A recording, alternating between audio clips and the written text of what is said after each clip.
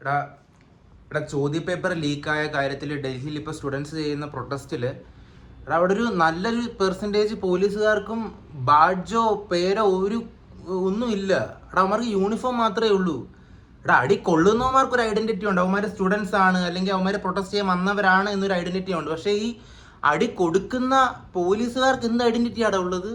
എടാ അവന്മാർ പോലീസാണ് അല്ലെങ്കിൽ പവറുള്ള അല്ലെങ്കിൽ ഈ പരിപാടി ചെയ്യിപ്പിക്കാനായിട്ട് ഏൽപ്പിച്ചവന്മാരാണെന്ന് എന്താണ് വിശ്വാസം? എടാ വഴിക്കൂടെ പോകുന്ന 4-5 ഗുണ്ടകളുമാണ് അവന്മാർക്ക് ഈ ഡ്രസ്സ് മേടിച്ചു കൊടുത്ത് അവന്മാരായിട്ട് അടിക്കുവാണെങ്കിൽ അതായിക്കൂടെടാ. ഇവന്മാരെ അടിക്കുന്ന അടിക്ക് ആരെങ്കിലും മരിച്ചു പോയി അല്ലെങ്കിൽ ആർക്കെങ്കിലും വലുതായിട്ട് എന്തെങ്കിലും പറ്റി, അപ്പോൾ അവന്മാർ ആരുടെ പേരിൽ പോയി കംപ്ലൈൻറ്റ് കൊടുക്കും?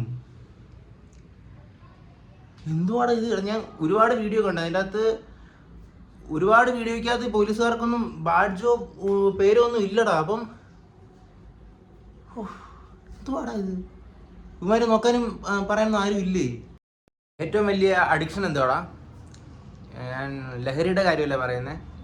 ഏറ്റവും വലിയ അഡിക്ഷൻ പൈസയല്ല, ഫെയിമല്ല, അത് പവറാടാ മോനെ. അത് എത്ര പൈസ ഉള്ളവനാണേലും അവന് പിന്നെയും പിന്നെയും വേണമെന്ന് തോന്നിപ്പിക്കുന്ന ഒരു കാര്യം അത് പവറായിരിക്കും. അതിനുള്ള എക്സാമ്പിൾ എൻ്റെ മുമ്പിൽ തന്നെ ഉണ്ട്, ഞാൻ പറയാൻ തന്നെ എനിക്ക് അറിയാം എന്താണെന്ന്.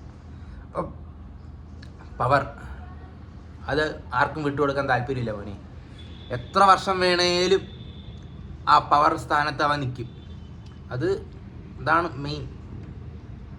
പിന്നെ പവറുള്ളവർക്ക് എല്ലാവരും പവർ ഇല്ലാതിരിക്കാനായിരിക്കും ആഗ്രഹം. അവന്മാരുടെ അവൻ്റെ മേളിൽ ഇരിക്കുന്നവൻ്റെ 1% പോലും പവർ വേണമെന്ന് പോലും അവൻ ആഗ്രഹിക്കത്തില്ല. എല്ലാവരും ആ താഴെ ലെവലിൽ തന്നെ നിൽക്കണം, അവൻ എപ്പോഴും മേളിൽ നിൽക്കണം. അതാണ് പവർ. അതൊരു വലിയ അഡിക്ഷനാടാ. അതിൻ്റെ അഡിക്ഷൻ വേറെ ഒന്നിനും ഇല്ല.